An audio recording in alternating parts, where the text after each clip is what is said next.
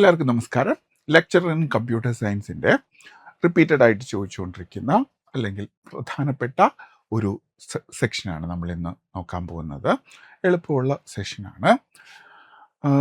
വളരെ ഒരുപാട് competitive എക്സാംസിനും UGC net പോലെയുള്ള എക്സാമിനും ഒക്കെ ചോദിക്കുന്ന ഒരു സെക്ഷനാണ്. എളുപ്പമുള്ള സെക്ഷനാണ്, പക്ഷെ നമ്മളത് വലിയ ഇമ്പോർട്ടൻസ് കൊടുക്കാറില്ല. എന്നിരുന്നാൽ കൂടെ റിപ്പീറ്റ് ചെയ്ത എക്സാംസിന് വരുന്നുണ്ട് ഇപ്പോൾ. അതുകൊണ്ടാണ് നമ്മളിത് ഉൾപ്പെടുത്തിയിരിക്കുന്നത്. നമുക്ക് കണ്ടന്റിലോട്ട് പോവാം. സോഫ്റ്റ്വെയർ എഞ്ചിനീയറിംഗ് നമ്മുടെ മോഡ്യൂൾ 5 പാർട്ട് 3, അതിൽ പ്രോജക്റ്റ് പ്ലാനിങ് എന്ന് പറയുന്ന സെക്ഷനാണ്. പ്രോജക്റ്റ് പ്ലാനിങ് എന്ന് കേൾക്കുമ്പോൾ നമുക്ക് ആകെ അറിയാമെന്നുള്ളൊരു SRS ആയിരിക്കും അല്ലേ.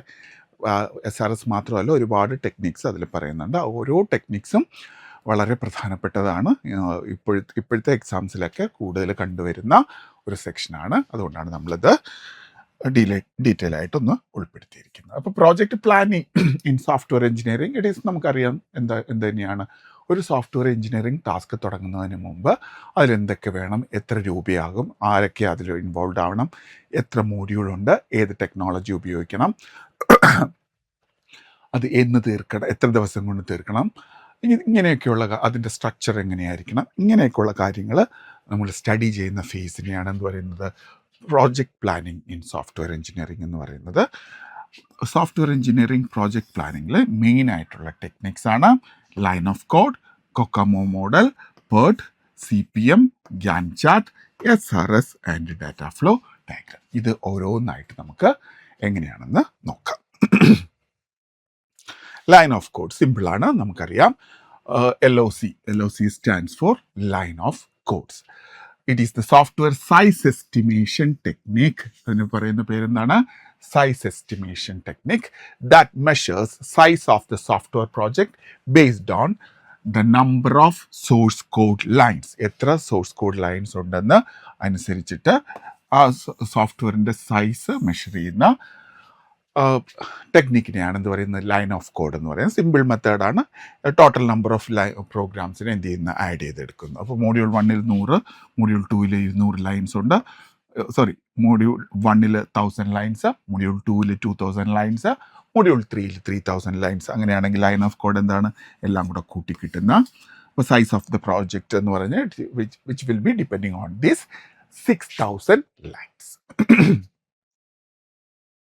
അപ്പോൾ ഇവിടെ നമ്മൾ ഓർത്തിരിക്കേണ്ട point, it is used four calculating estimation of size and effort of the software. അപ്പോൾ ഒരു പ്രോജക്റ്റിൻ്റെ ലൈൻ ഓഫ് കോഡ് 10,000 ആണെന്ന് വെച്ചോളൂ. അങ്ങനെയാണെങ്കിൽ ഈ 10,000 ലൈൻസ് ക്രിയേറ്റ് ചെയ്യണമെങ്കിൽ എഫേർട്ട് എന്ന് പറഞ്ഞാൽ എന്താണ്, number of people who can make the software. അപ്പോൾ എന്താണ്, ഒരാൾക്ക് 1000 ലൈൻസ് വെച്ചിട്ട് കൊടുത്താൽ 10 പേരെ എടുക്കണം. എക്സാമ്പിൾ പറഞ്ഞതാണ്. അങ്ങനത്തെ type of size and effort എസ്റ്റിമേഷന് വേണ്ടിയിട്ടാണ് എന്ത് ഉപയോഗിക്കുന്നത്, ലൈൻ ഓഫ് കോഡ് ഉപയോഗിക്കുന്നത്. ഇത് വളരെ സിമ്പിളാണ്, വളരെ ഈസിയാണ്. അപ്പോൾ ഇതാണ് നമ്മുടെ ഏറ്റവും പ്രധാനപ്പെട്ട point. It is used for effort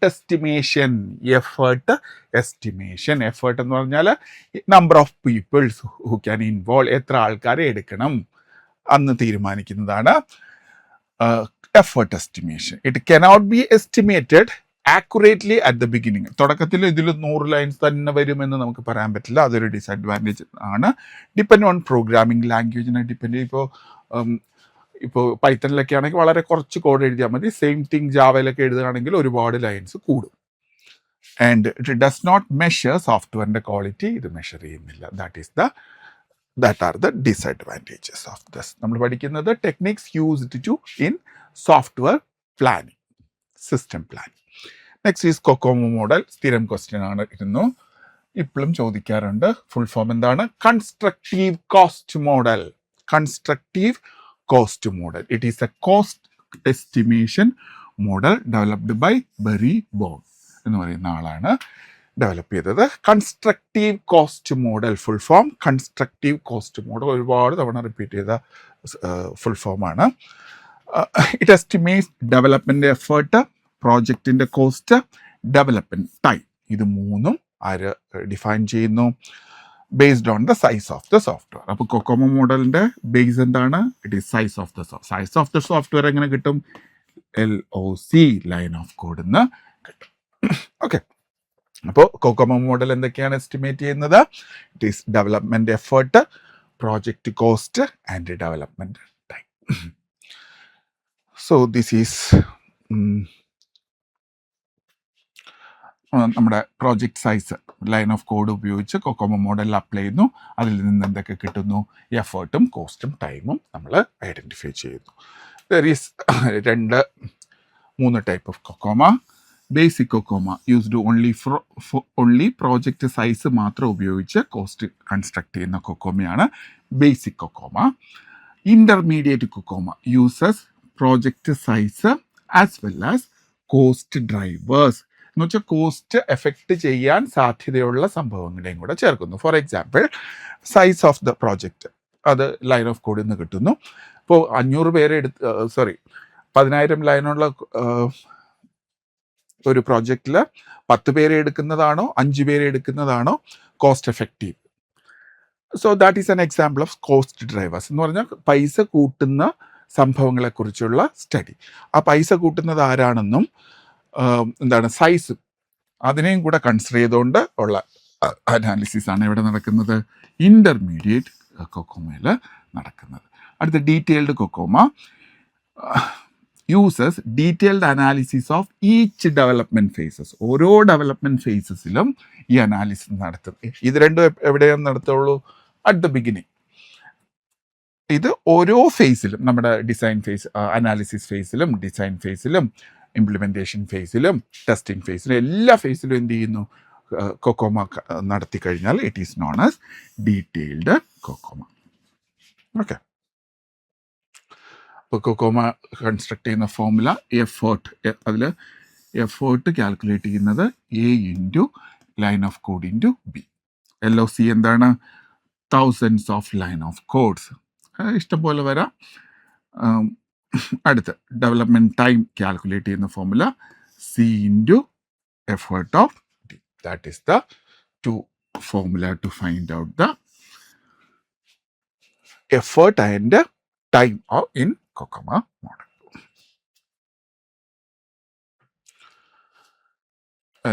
ഇത് സാധാരണ എപ്പോഴും ഉപയോഗിക്കുന്നതാണ്. റിയലിസ്റ്റിക് എസ്റ്റിമേഷനാണ്. പ്രോജക്റ്റ് പ്ലാനിനെ സപ്പോർട്ട് ചെയ്യുന്നു. It depends on accurate LOC. Correct LOC കിട്ടിയാൽ മാത്രമേ കോസ്റ്റ് കൺസ്ട്രക്റ്റീവ് മോഡലും കറക്റ്റായിട്ട് കിട്ടുള്ളൂ. ദാറ്റ് ഈസ്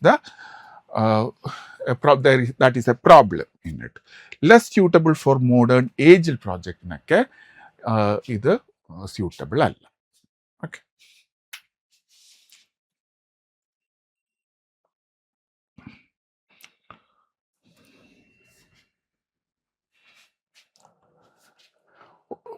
പ്രോജക്റ്റ് കാറ്റഗറീസ് എന്ന് പറഞ്ഞാൽ നമ്മുടെ പ്രോജക്റ്റ് പ്ലാനിങ്ങിൽ ഉപയോഗിക്കുന്ന 3: organic, semi organic and embedded project.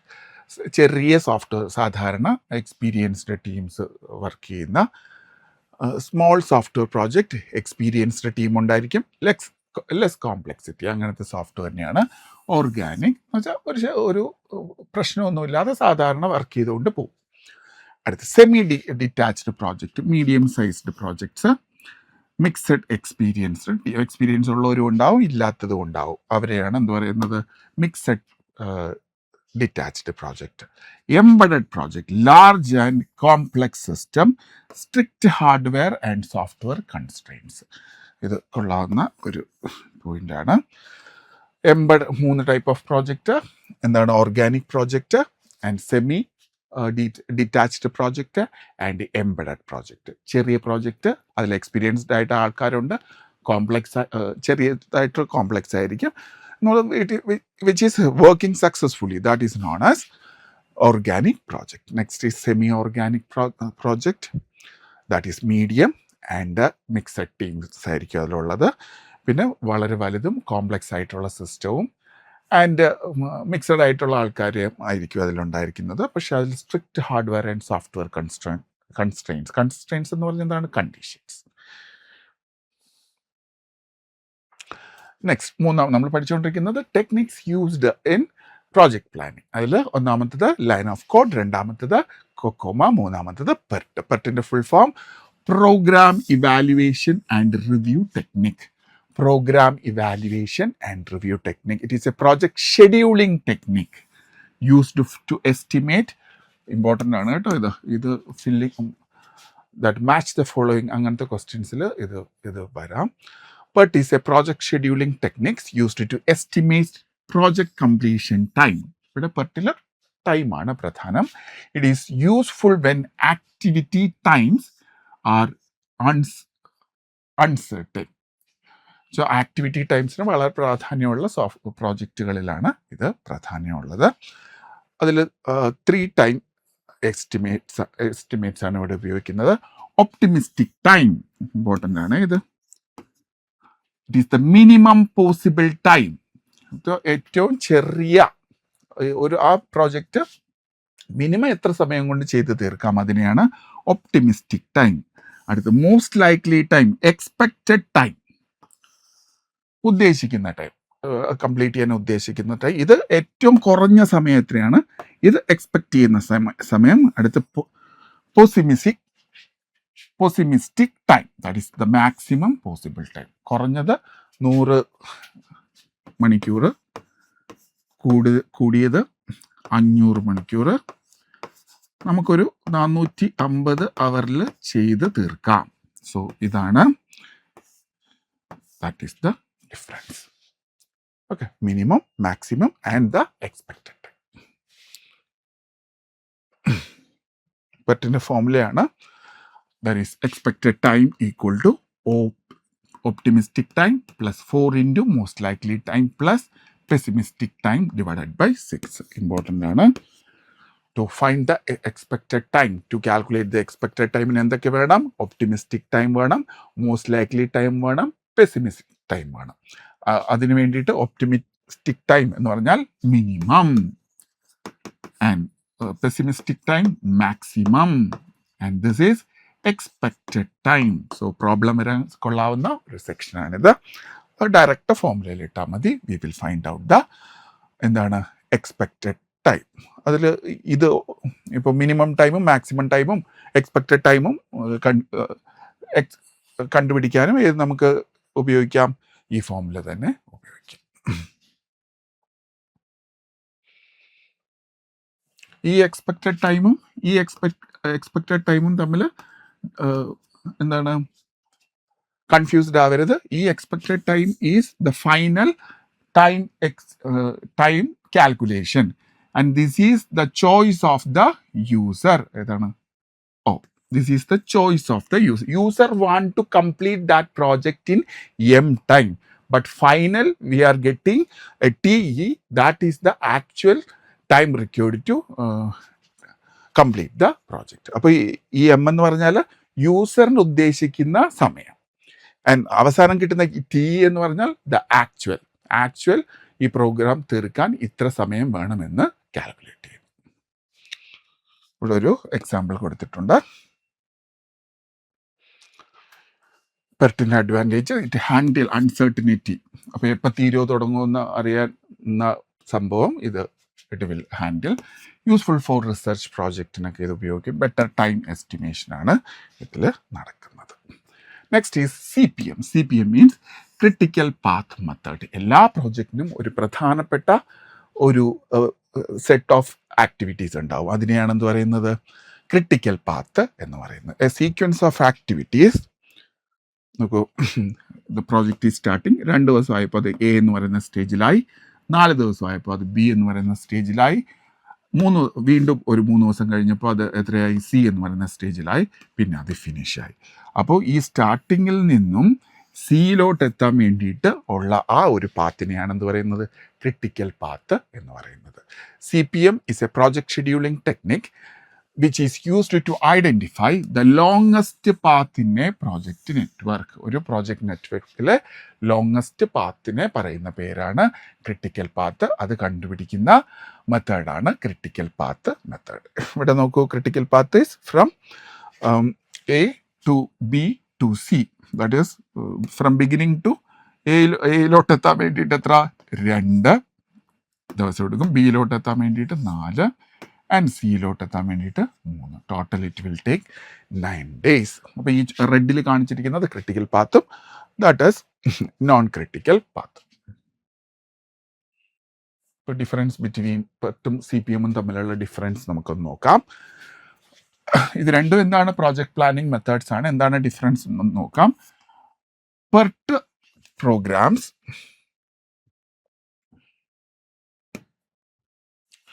It uses probabilistic time estimates.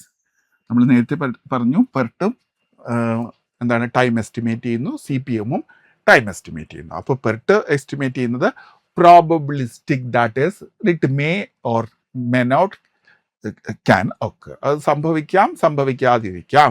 പക്ഷെ ഇത് ഫിക്സഡ് ടൈം എസ്റ്റിമേഷൻ ആണ് ക്രിട്ടിക്കൽ പാത്ത് മെത്തേഡിൽ വരുന്നത്.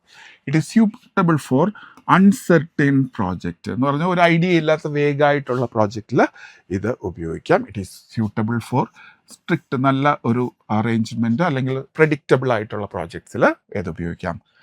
CPM. It focuses on time.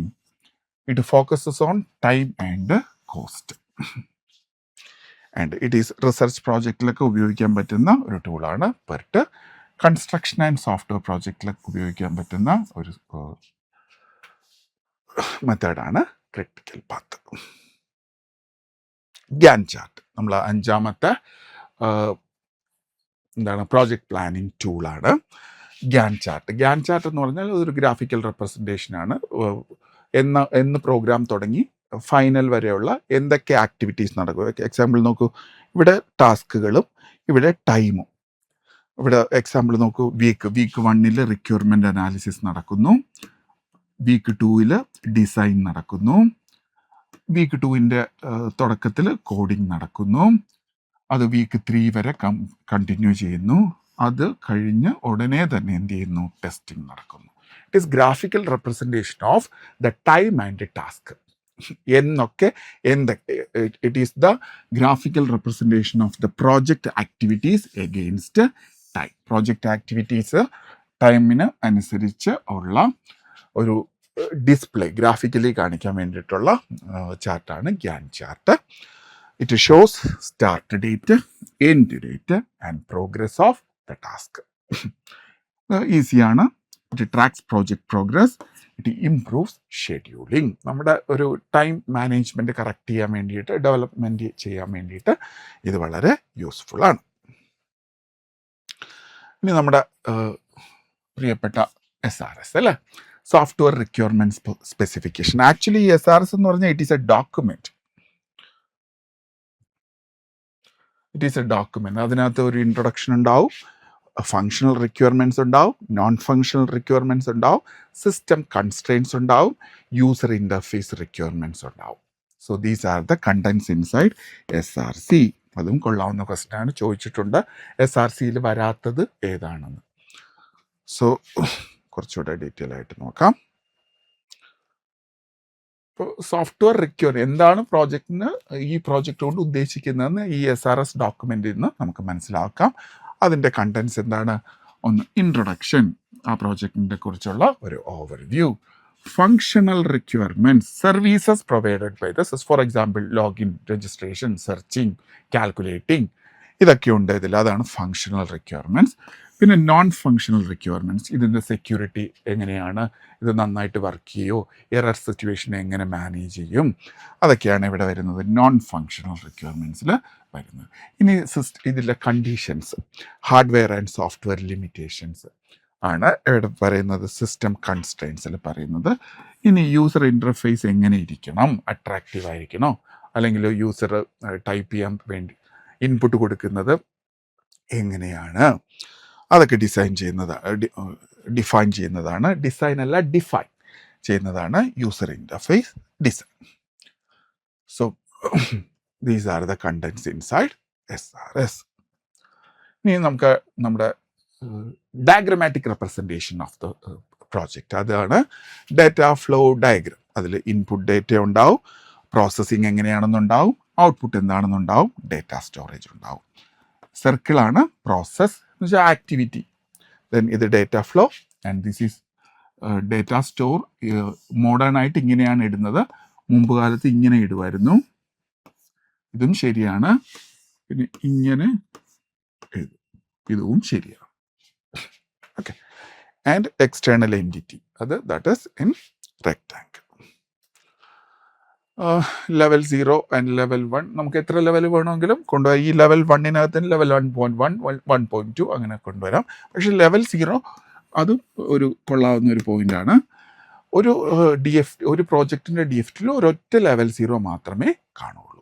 Level 0 context diagram, it shows the entire system as a single process. അതിനെയാണ് context level diagram എന്ന് പറയുന്നത്.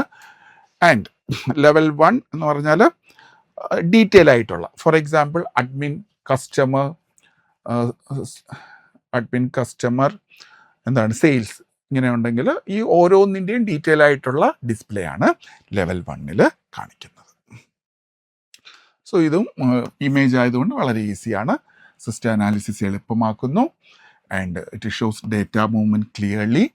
It helps during system design ചെയ്യുമ്പോൾ വളരെ എളുപ്പമാണ്. അല്ലെങ്കിൽ ഒരു സിസ്റ്റം നമ്മൾ തന്നെ പ്രോജക്റ്റൊക്കെ കുട്ടികളുടെ പ്രോജക്റ്റൊക്കെ നോക്കുമ്പോൾ ആദ്യം നോക്കുന്ന ഏതാണ്? DFT നോക്കിയാൽ തന്നെ അതിൽ തെറ്റുണ്ടെങ്കിൽ മനസ്സിലാക്കാം അല്ലേ?